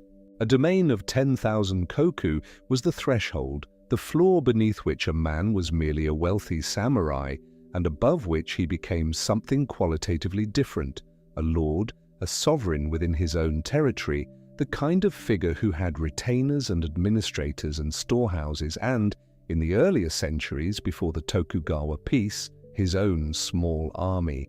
At 10,000 koku, the measurement of the world that had organized everything from the peasant's tax to the artisan's position in a city quarter now announced that here was a man of consequence, here was a Han. The Han was the domain, the territorial unit of Edo Japan's political geography. And across the islands there were roughly 250 to 300 of them, varying enormously in scale. Some domains ran to 1 million koku or more, vast territories with substantial populations and deep administrative complexity. Others barely cleared the 10,000 koku threshold, modest patches of agricultural land with a modest castle town and a lord who was, by the standards of his peers, rather modest himself. But the structural fact remained the same across the range. The Han was the fundamental unit of governance beneath the shogunate, and the daimyo who held it was responsible for everything within it: the roads, the irrigation, the courts, the local tax collection, the maintenance of order, the production of the rice on which the assessment of the whole domain rested. The Tokugawa had inherited this patchwork of domains at the beginning of the 17th century, and the central political problem they faced was the same problem all centralizing powers face. How do you govern a vast territory through local lords without those local lords eventually deciding they no longer need you? The daimyo were not simply retainers in the way a samurai was a retainer. They were lords in their own right, with their own histories, their own loyalties, their own treasury of local pride. And the Tokugawa solution to the problem of the daimyo was, when you look at it closely, a remarkable piece of engineering, elegant and quietly devastating at the same time. The first tool was classification. Not all daimyo were the same, and the Tokugawa made sure everyone knew it. There were 3 categories, each carrying a different weight of trust and a different set of political privileges.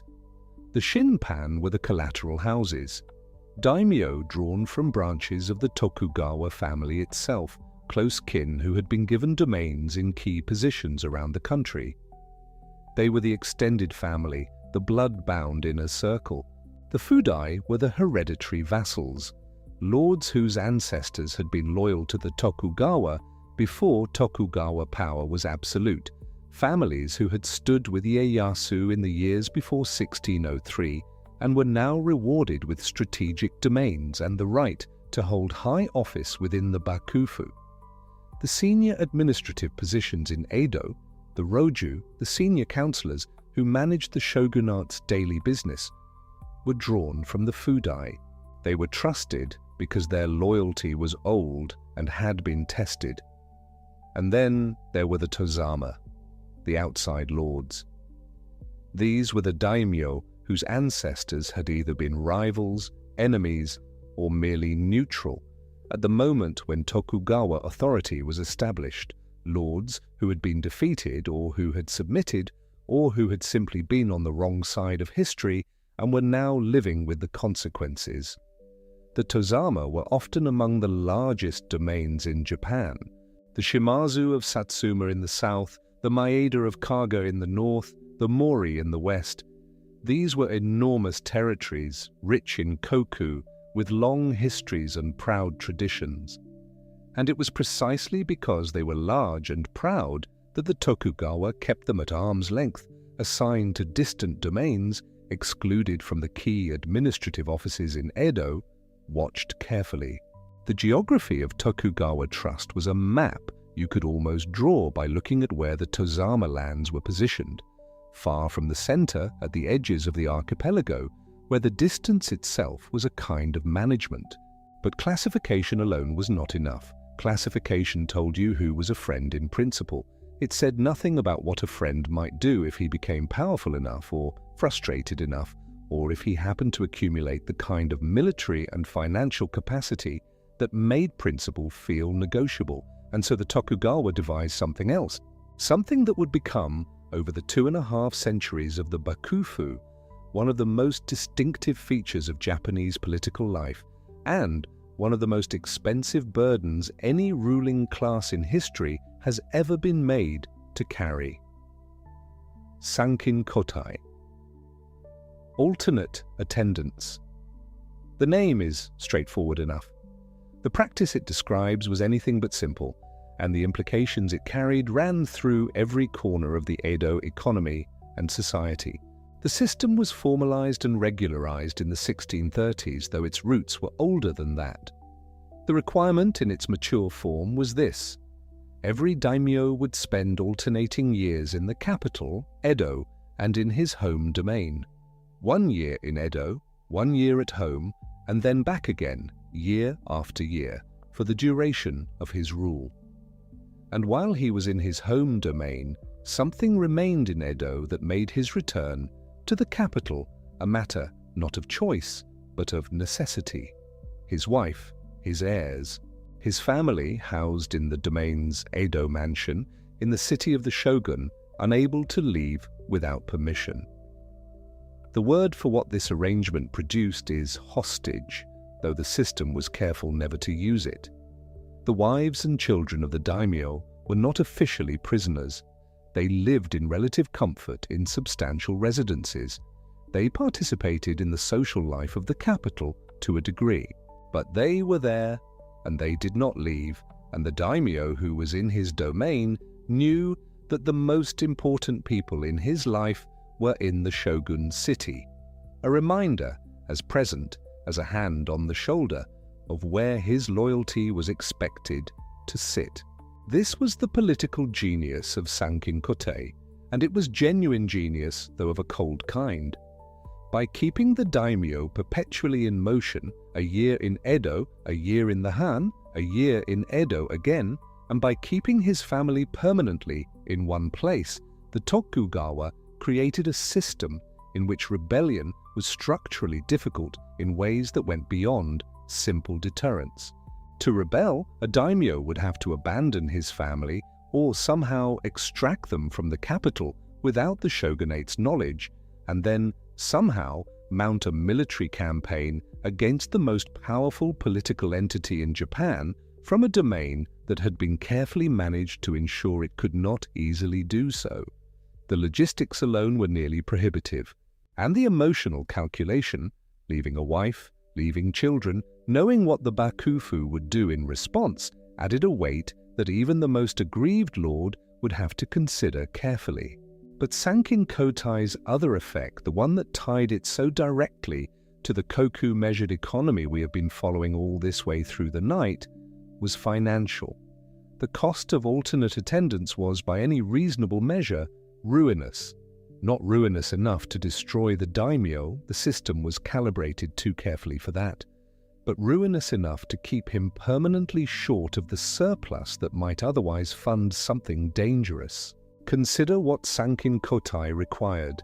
A daimyo needed to maintain a residence in Edo, not a modest townhouse, but a compound befitting his domain's assessed worth, the kind of establishment that signaled status and competence to every other lord and official in the capital.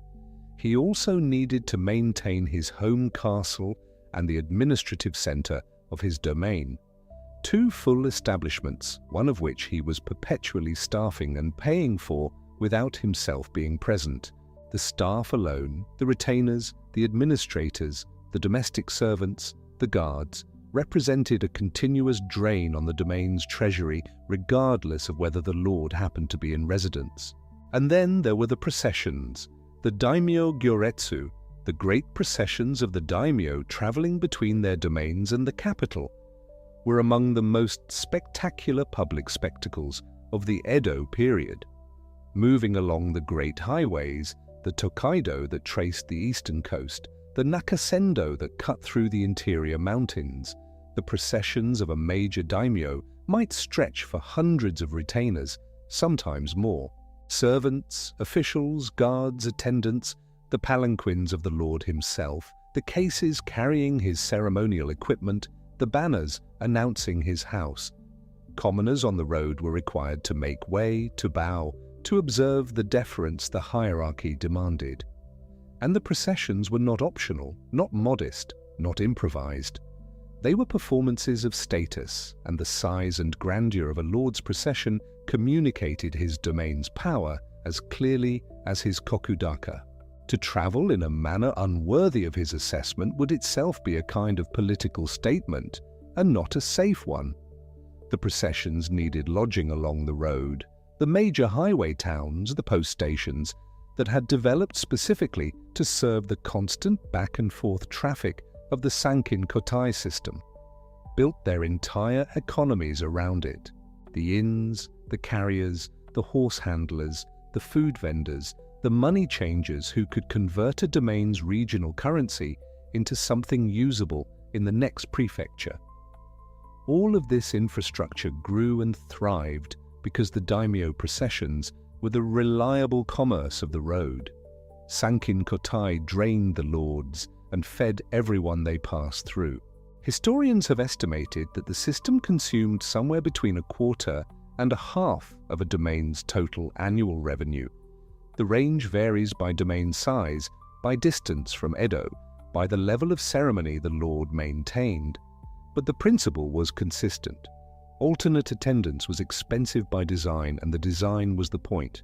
A daimyo whose treasury was perpetually strained by the cost of 2 establishments and 2 annual processions was a daimyo who did not have the financial surplus to raise an army, to fortify his castle beyond what the bakufu permitted, or to pursue the kind of long-term political ambition that the Tokugawa found inconvenient. The lords were among the richest men in Japan. They controlled domains measured in tens and hundreds of thousands of koku, territories that produced enormous quantities of the grain that was the measure of all things. And most of them were quietly going broke. Not through mismanagement, though some mismanagement occurred, but through the system itself, through the relentless year-after-year extraction of resources that sankin-kotai required, a financial mechanism as elegant and as quietly devastating as the political mechanism it served. They were kept powerful enough to govern their domains. They were kept too poor to threaten the center. Above the daimyo, in here, the structure reaches its apex and its most fascinating paradox. There were 2 figures, and the relationship between them is perhaps the most interesting feature of the entire Tokugawa arrangement, because it divided something we normally assume goes together: power and the right to power. The shogun, the full title Sei Taishogun, commander of the expeditionary force against the barbarians, was an ancient military appointment, one that predated the Tokugawa by centuries, its roots in the wars of the Heian period.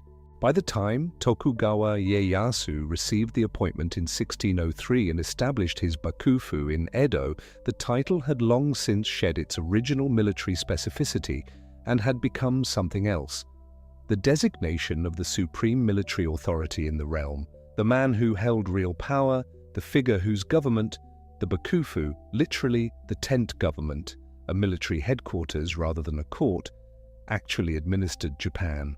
The Tokugawa shogunate ran from 1603 to 1868, 265 years, 15 shoguns in the same family line.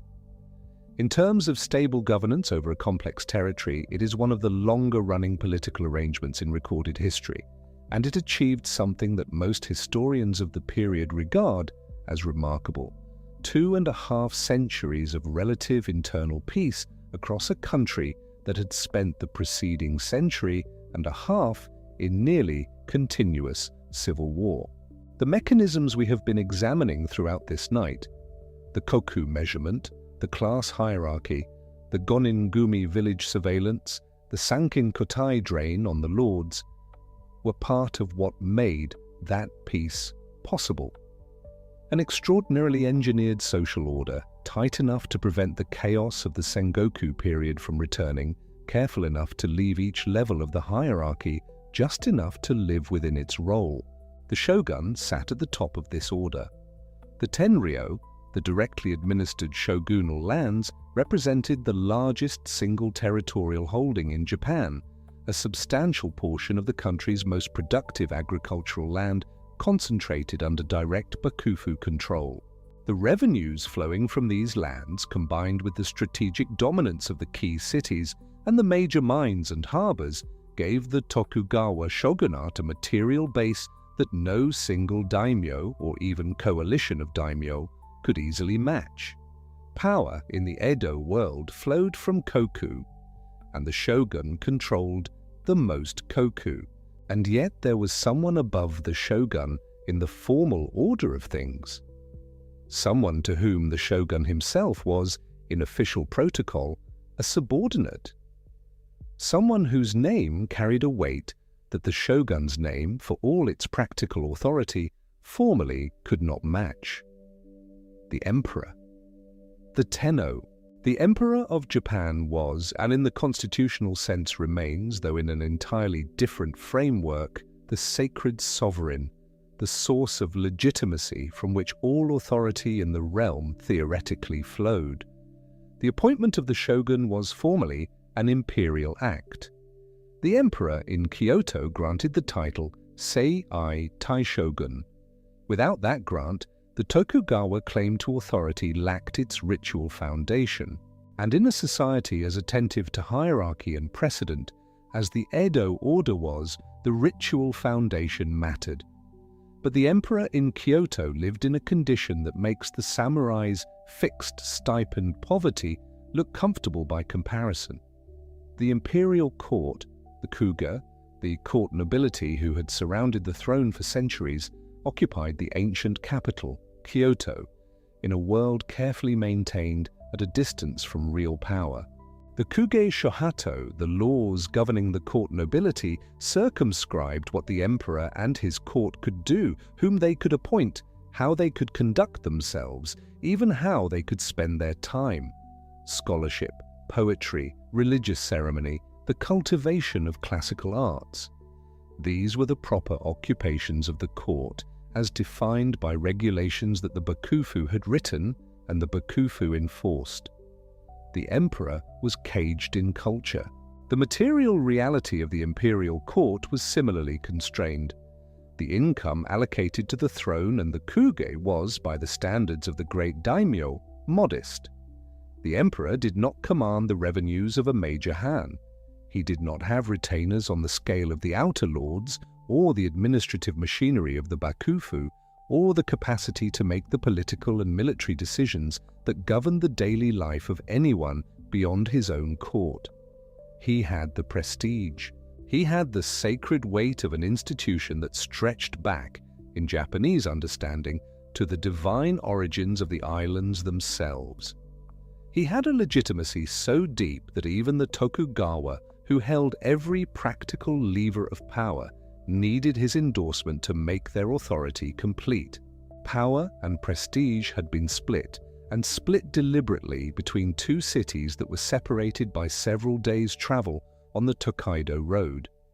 In Edo, the shogun administered the country, commanded the military, collected the revenues, and made the decisions that determined how people lived. In Kyoto, the emperor performed the ceremonies, granted the titles, and carried the weight of a sacredness that the bakufu needed but could not itself generate. Neither could be complete without the other. Neither was permitted to be complete on its own terms. It is a strange arrangement to contemplate, and stranger still when you sit with what it meant in practice. An emperor who was called divine and had almost nothing, a shogun who had almost everything and was technically his subordinate. Bows toward Kyoto and governance from Edo, the elaborate ritual of imperial legitimacy and the blunt fact of military control coexisting across 2.5 centuries with a care that prevented either from fully exposing the other's fiction. The fiction held for a very long time, and then, toward the end of the Edo period, the strains that had been building quietly through the previous century began to make themselves felt in ways that the system could no longer absorb. The rice-measured economy, that extraordinary mechanism that had ordered everything from the peasant's tax to the daimyo's domain, had a fundamental vulnerability. Rice is a crop. Crops fail. And the Edo period was not simply a long, stable plateau of governance. It was also a period of recurrent, catastrophic agricultural failure that exposed the fragility of any economic order that depends on a single biological variable. The Kyoho famine struck in the 1730s. Poor harvests in western Japan, compounding over several years, produced starvation and dislocation on a scale that shocked the shogunate. The famines of the Tenmei period in the 1780s were worse. Years of cold temperatures, volcanic disruption, and successive crop failures across large parts of the country killed hundreds of thousands of people and produced waves of refugees moving between provinces in search of food. And the Tenpo famine of the 1830s repeated the pattern, adding to the accumulated sense that the Edo system was struggling to manage a level of agrarian crisis that the mechanisms of village solidarity, domain governance, and shogunal relief were not equal to. Each major famine generated its aftermath in social unrest. The Ikki, the peasant uprisings that had been a recurring feature of Japanese rural life throughout the Edo period, intensified during periods of crop failure and high taxation. When the rice failed and the nengu was still due, when the gonin-gumi solidarity system meant that the debt of a failed neighbor became your debt as well, the accumulated pressure found its release in confrontation. Village headmen were appealed to, domain officials were petitioned, and when petitions failed, the disorder sometimes turned physical. In the cities, the counterpart to the rural ikki was the uchikowashi, the smashing. Urban rice riots in which angry crowds descended on the establishments of rice merchants and dealers, breaking open storehouses, destroying property, demanding relief. The word uchikowashi means to smash or break up, and the targets were precisely the commercial figures, the merchants and dealers who controlled the flow of rice in the cash economy, whose role in the market was blamed, in popular understanding, for the high prices that were killing people. The same merchants whose Confucian rank placed them at the very bottom of the social order were, in moments of crisis, the figures that the hungry sought out with the most immediate fury, and the shogunate, observing all of this, attempted to respond. The major reform programs of the Edo period, the Kyoho reforms of the early 18th century, the Kansei reforms of the late 18th century, and the Tenpo reforms of the 1830s and 1840s, were all, in their different ways, attempts to stabilize a system that was slipping. They tried to enforce frugality, to suppress the merchant culture that had grown up around the Chonin economy, to restore the rice-based moral order in which the warrior and the farmer occupied their proper places and the merchant knew his. They tried to cancel the debts that samurai households owed to merchant creditors, to relieve the chronic poverty of the lower samurai ranks without restructuring the stipend system that caused it. They tried to reimpose the sumptuary laws that prescribed what each class should wear and eat and spend. The same laws that had been telling peasants to wear cotton and not drink tea since the 17th century, now updated and reissued in the hope that they could reverse what 2 centuries of market development had set in motion. The reforms failed, not immediately, not completely, not without producing some temporary stabilization here and there. But they failed in the sense that matters. They could not reverse the fundamental shift that had occurred in the Japanese economy. The shift from a world organized around the rice measure toward a world organized around money.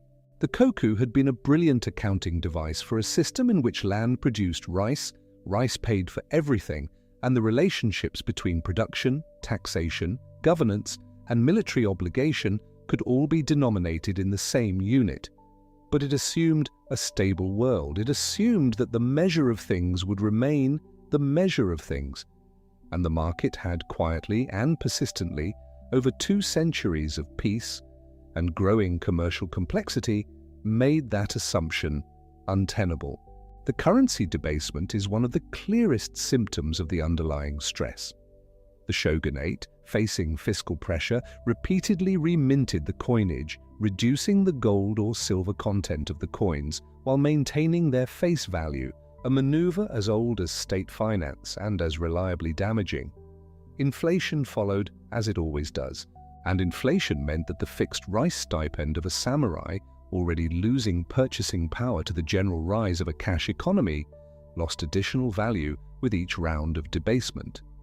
The retainer who had been paid 100 koku of rice when that rice could buy a comfortable set of goods now found that the same 100 koku, converted to the inflated currency of the late Edo period, bought considerably less.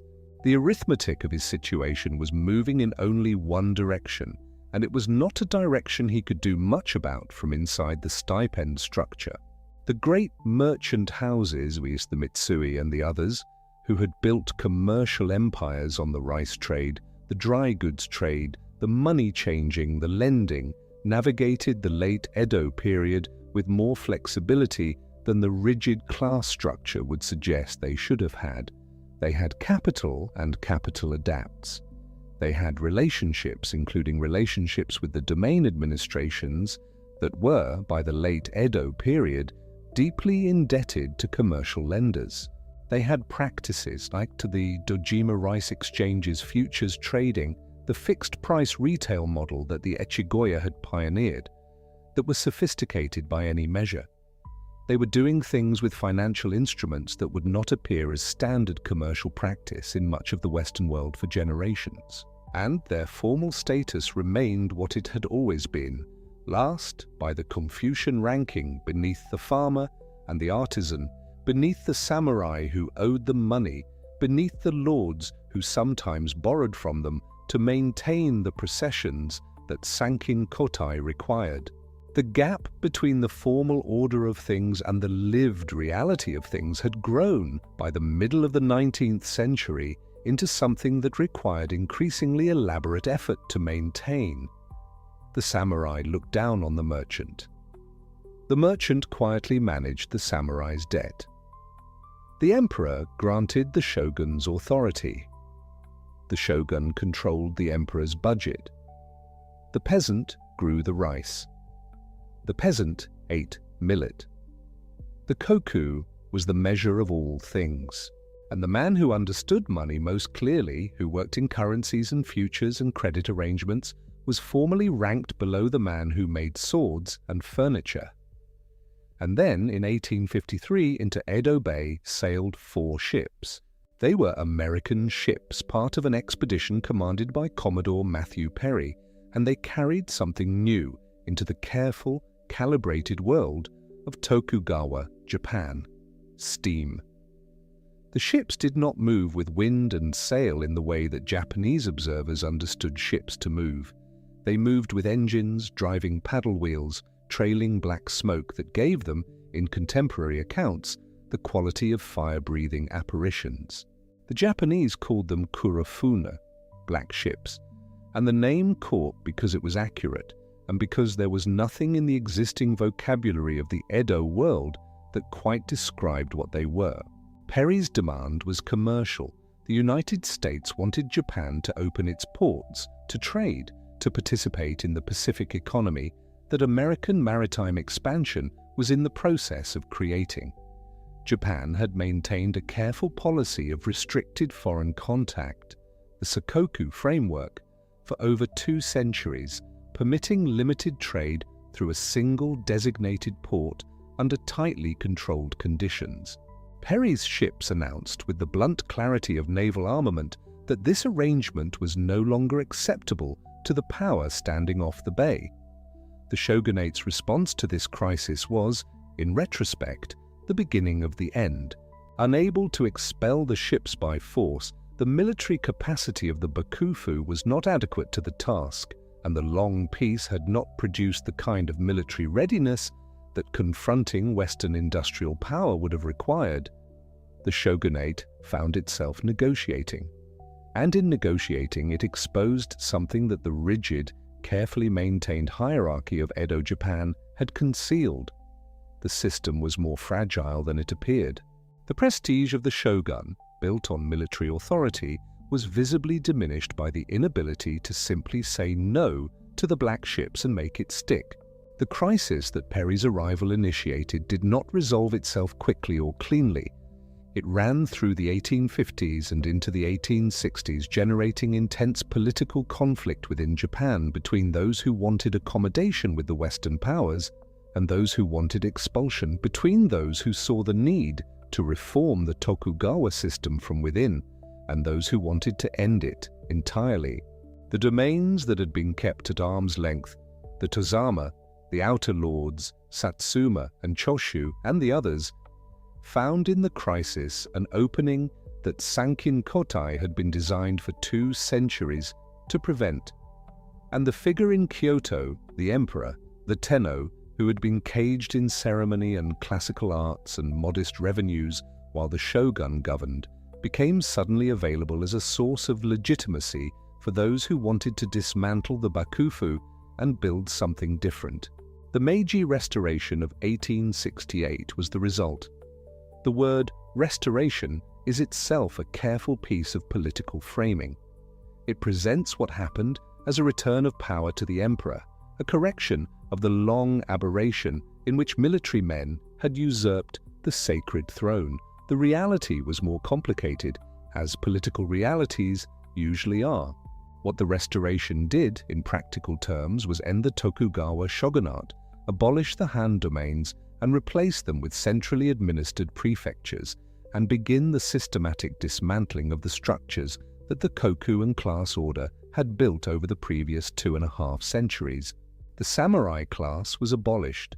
The legal privileges, the right to carry the daimyo, the social precedence, the formal distinction between the bearer of swords and the rest of the population, were ended by degree through the 1870s. The stipends, the fixed rice incomes that had supported the samurai class across the Edo period and had been slowly losing their value against the cash economy, were commuted into government bonds, paper claims issued by the new Meiji state on a future that was being constructed in a different economic register entirely. The koku, as the fundamental unit of assessment, as the measure of a lord's worth and a retainer's income, and a domain's productive capacity, gave way to modern land surveys, to taxation in money, to the instruments of a modernizing state, building its fiscal foundations on something other than the annual rice harvest. The 4-class system, the shi-no-ko-sho, that had organized social life in Confucian moral order since the beginning of the Edo period, was formally abolished. The distinctions that had determined what you wore and how you addressed your superiors, and whether you could carry certain objects and what you were allowed to aspire to, these were, in legal terms, dissolved. What replaced them was something different, and not without its own hierarchies and exclusions, but different in the relevant sense. The measurement had changed. What you are left with, looking back across all of this from the quiet of this particular night, is something more than a chart of who ranked above whom. What you are left with is the portrait of a civilization that organized itself around a single, elegant, deeply human unit, the amount of grain needed to feed one person for 1 year, and built from that unit an entire architecture of power, obligation, ritual, status, and daily life. The koku was not just a measure. It was a philosophy made practical, the idea that the person who produces the food that sustains life deserves honor, that the person who merely moves goods between producers deserves contempt, that the warrior who protects the whole structure deserves to be paid in the thing that makes life itself possible. These were moral propositions expressed in accounting terms, given material weight by being built into the tax, the stipend, the domain assessment, the very threshold at which a great name became a great name, and the tragedy of it, if tragedy is the right word for something that also worked as well as it did, for as long as it did, was that the philosophy and the practice could not remain aligned. The rice-measured world was a world in which the relationships between things were supposed to stay fixed, but relationships between things do not stay fixed. Money is more flexible than grain. Credit is more adaptable than a harvest. A futures market trades on what will be, and what will be is always uncertain, and the people who are comfortable in uncertainty, the merchants, the money changers, the ryoge who grew rich on the floating exchange between gold and silver and copper, will always, in the long run, outmaneuver a system built on the assumption that everything can be measured in what was harvested last autumn. The peasant who grew the rice and ate millet instead is the image that stays.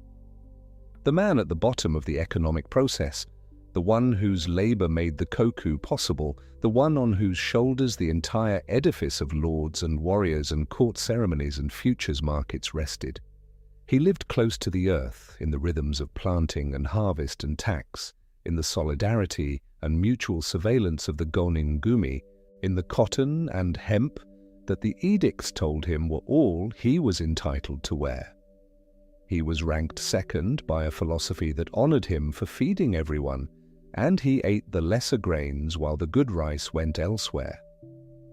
There is something in that image that is not easily resolved, something that stays with you the way the things that are genuinely unresolved tend to stay, and the samurai who spent his long career in peacetime administration, keeping ledgers, managing the affairs of his lord's domain, wearing the swords he would never use in battle, watching the arithmetic of his household's finances move slowly and inexorably in the wrong direction, while the merchants he officially outranked continued to prosper. He too is an image that asks something of you. Not pity exactly, but recognition. The recognition of what it is to be trapped inside a role that the world has been redesigning around you without changing your title. And the merchant building his pleasure culture in the spaces that status would not open to him. The kabuki performances, the prints, the elaborate world of the Yoshiwara, the trading in paper rice claims at the Dojima exchange. He was not doing something the system permitted. He was doing something the system could not stop, because the thing it could not stop was the movement of money through a world that had decided money was useful. All of it. Every rung of the ladder, every measurement, every edict about what cotton and hemp you were allowed to wear, every procession along the Tokaido, every hostage wife in her Edo residence, every petition to a domain lord, every koku assessed and every stipend paid, and every debt deferred another season. All of it was an attempt to hold still a world that was moving. The world moved anyway, it always does. Outside, if you imagine yourself there for a moment, the night is the same kind of night it has always been, the same weight of dark above the same earth. Somewhere a long time ago, someone measured out 180 liters of rice and said, "This is what a life costs for a year. This is the unit." And they built a whole civilization on that measurement. And the civilization lasted and was intricate and was in many ways extraordinary. And it came to an end the way all such things come to an end. Not because the measurement was wrong exactly, but because the world it was measuring had quietly become a different world.